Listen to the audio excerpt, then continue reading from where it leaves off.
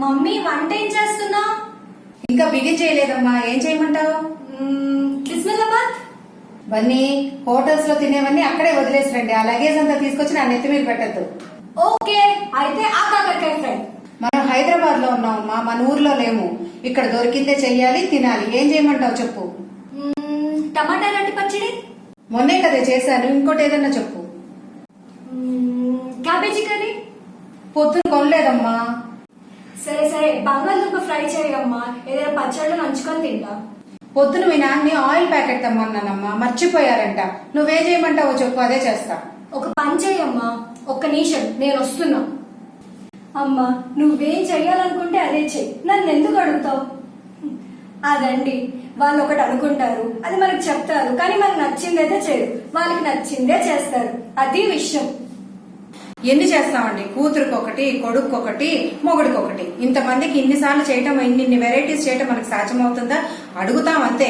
మనం ఏం చేయాలో మన మైండ్ లో ఫిక్స్ పెట్టుకుని చేసేసుకోవడమే. సో ఈ రోజు మనం క్యారెట్ రైస్ చేయబోతున్నానండి. ఇది చాలా ఈజీగా అయిపోతుంది. లంచ్ బాక్స్ లో మీరు మార్నింగ్ చక్క చేసి పిల్లలకి కూడా పెట్టేసేయచ్చు. సో దీనికి కావాల్సిన పదార్థాలు ఏంటో చూద్దామా ఇప్పుడు. ఫస్ట్ క్యారెట్ తురుమండి. ఇది 1/2 కిలో నేను తీసుకొని తురుముకొని ఇలా పెట్టుకున్నాను. అండ్ చిన్న బంగాళదుంప పీల్ చేసి ముక్కలు చేసి వాటర్లో వేసుకోవాలండి. బంగాళదుంప ఎప్పుడు కూడా విడిగా పెట్టుకోవద్దు. ఒక 5 మినిట్స్ మనం టైం రెసిపీ ఉన్నా కూడా అది వాటర్లో వేసుకొని పెట్టుకోవాలి, లేకపోతే నల్లబడిపోతాయి. కొత్తిమీర కొంచెం, జీడిపప్పు అండి, అండ్ జీలకర్ర, అల్లం వెల్లుల్లి పేస్ట్, ఇది ఆయిల్ అండి, ఒక చెంచా నెయ్యి తీసుకున్నానండి, అండ్ సాల్ట్, ఉల్లిపాయలు చూసారా ఇలా సన్నగా కట్ చేసుకొని పెట్టుకున్నాను, అండ్ పచ్చిమిర్చి కూడా ఇలా పొడవుగా సన్నగా కట్ చేసుకొని పెట్టుకున్నాను. అండ్ రైస్ అండి ఆల్రెడీ నేను ఉడికించేసి పెట్టుకున్నాను. అది 150 గ్రామ్స్ రైస్ అండి, అంటే 1/2 కిలో సగం, దాదాపు 125 గ్రామ్స్ రైస్ ని నేను తీసుకొని పెట్టుకున్నాను. ఇలా చేసుకుంటేనే ఇది ఇద్దరికి ఈజీగా వస్తుందండి. ముందుగా ప్యాన్ పెడుతున్నానండి. 1 స్పూన్ నేను నెయ్యి తీసుకున్నాను. మీరు కావాలంటే ఇంకో 2-3 స్పూన్లు కూడా తీసుకోవచ్చండి. నూనె బదులు నెయ్యి వేసుకోండి. సో ఇది సిమ్ లో పెట్టి ఉంచానండి. గిన్నె కూడా చూడండి కొంచెం పెద్దది, మనం ఇలా తీసుకోవటం వల్ల మనకి కొంచెం కలుపుకొని వేపుకోవడానికి ఫ్రీగా ఉంటుంది. ఇది కొంచెం గోల్డెన్ బ్రౌన్ వచ్చేంత వరకు వేపుకుందాము. ఇది కూడా మీడియం మంట, లేకపోతే తగ్గించుకొని కలుపుతూ వేపుకోండి, లేకపోతే జీడిపప్పు మాడిపోతాయి. లైట్ బ్రౌన్ కలర్ లో చక్కగా వేగిపోయినాయండి. జీడిపప్పు తీసేస్తున్నాను. ఈ జీడిపప్పు మీ దగ్గర అంటే ఇంట్లో అవైలబుల్ గా లేకపోతే బఠానీ వేసుకోండి, లేకపోతే బఠానీ లేకపోయినా కూడా ఈ రెండు అవాయిడ్ చేసైనా కూడా మీరు ఈ రైస్ ఐటమ్ చక్కగా చేసేసుకోవచ్చండి. క్యారెట్ అనేది మనం చాలా తక్కువగా రేరుగా వాడుతుంటాం కదా, ఇలా చేసి పెడితే పిల్లలకి బాగుంటుంది. ఈ మిగిలిన కొంచెం నెయ్యి ఉంది కదా, దాంట్లోనే నూనె కూడా వేసేస్తున్నాను. బాండి హీట్ ఎక్కే ఉంది కాబట్టి నూనె వెంటనే కొంచెం వేగిపోతుందండి, కాగుతుంది, పర్లేదు. సో జీరా వేస్తున్నాను. ఈ లైట్ గా ఫ్రై అయిన తర్వాత పచ్చిమిర్చి చూడండి సన్నగా పొడవుగా కట్ చేసుకున్నాను. ఇది కొంచెం ఎక్కువే తీసుకోవాలండి, ఎందుకంటే మనం ఇంక ఏ ఎండు కారం కానీ ఏమి ఎండుమిర్చి కానీ ఏమి మనం యాడ్ చేయట్లేదు కాబట్టి పచ్చిమిర్చి కొంచెం ఎక్కువ తీసుకుంటే కొంచెం స్పైసీనెస్ వస్తుంది. ఇవి చక్కగా రెడ్ గా వేసుకోవాలండి. చూడండి పచ్చిమిర్చి చక్కగా వేగిపోయినాయి.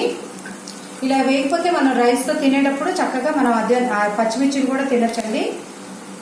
చూడండి ఇప్పుడు బంగాళదుంప నీళ్ళల్లోంచి తీసేసి కొంచెం నీళ్ళంతా తీసి దాంట్లో వేసేస్తున్నాము. బంగాళదుంప కొంచెం టైం ఎక్కువ పడుతుంది వేస్తాను కాబట్టి ముందు నేను బంగాళదుంప వేసానండి. చూసాను కదా సన్నగా కట్ చేశాను. బంగాళదుంపలు చక్కగా లైట్ గా ఫ్రై అయినాయండి. ఇప్పుడు నేను ఆనియన్స్ వేసేసుకుంటున్నాను. ఆనియన్ చూడండి పొడవుగా కట్ చేశాను.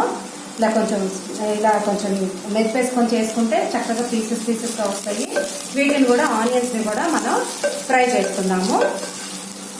ఈ టైం అంతా కూడా మీరు మీడియం మంట పెట్టుకోవచ్చండి, కలుపుతానే ఉంటాం కాబట్టి మాడటం అలాంటి ప్రాబ్లం ఏమి ఉండదు. సో ఇలా కలుపుతూ మీరు వేసుకోండి. ఆనియన్స్ కూడా దాదాపు 70% ఉడికిపోయినాయి. బంగాళదుంపలు కూడా చిన్న ముక్కలు కదా, అవి కూడా చక్కగా ఆనియన్స్ తో పాటు ఫ్రై అయిపోయినాయండి. ఇప్పుడు అల్లం వెల్లుల్లి పేస్ట్ చేస్తున్నాను. ఈ పచ్చితనం పోయేంత వరకు ఒక 1 మినిట్ పాటు కలుపుకుంటూ చక్కగా వేసుకోండి.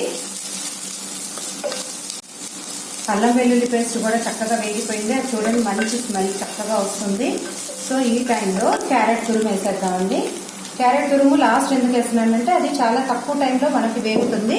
సో అందుకని క్యారెట్ తురుము లాస్ట్ లో వేస్తున్నాను. ఇది ఒక 2-3 మినిట్స్ పాటు అట్లా కలుపుకుంటూ వేసుకోండి. ఈ రెసిపీ తయారు చేయ ముందల మీకు ఒక మదర్ అండ్ డాటర్ కాన్వర్సేషన్ ఒకటి పెట్టామండి. అది సరదా కోసం, ఈ రెసిపీ చేసేటప్పుడు రిలాక్సేషన్ కోసం పెట్టాము. అది ఎలా ఉందో కామెంట్ సెక్షన్ లో పెట్టండి. చూడండి, క్యారెట్ కూడా చక్కగా ఫ్రై అయిపోయింది. ఈ టైంలో మనం రైస్ వేసేసుకున్నామండి.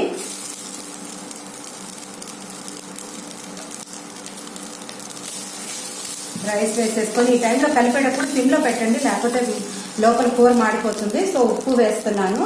ఇప్పటివరకు నేను ఉప్పు వేయలేదు. సరిపడా ఉప్పు, కొత్తిమీర అండి. ఇది వేసేసి చక్కగా మొత్తం కలిసేటట్టు కలిపేసేయండి.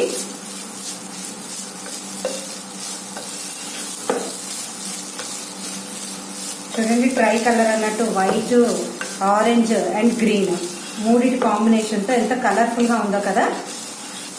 సో టేస్ట్ కూడా చాలా బాగుంటుందండి. ఇలా ఈ టైంలో కొంచెం ఉప్పు చూసుకోండి, ఉప్పు సరిపోయిందో లేదో చూసుకొని కావాలంటే ఉప్పు యాడ్ చేసుకోండి.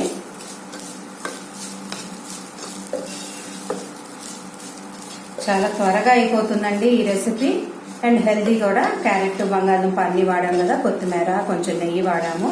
సో ఇంతేనండి, సరిపోతుంది. ఇట్లా చూడండి, జీడిపప్పుని వేసేసుకుందాం పైన. ఓకే అండి, క్యారెట్ రైస్ రెడీ అయిపోయింది కదా. మరి మేము రెగ్యులర్గా అడిగేదే, కొత్తగా ఏం కాదు. మా ఛానల్ ఇంకా సబ్స్క్రైబ్ చేయకపోతే, కొత్తగా మా ఛానల్కి వస్తే మాత్రం గంట ప్లస్ సబ్స్క్రైబ్ ఎలాగా ఉంటుంది దాన్ని ప్రెస్ చేయండి. అలాగే like, share, comment. Thank you me 64 hours.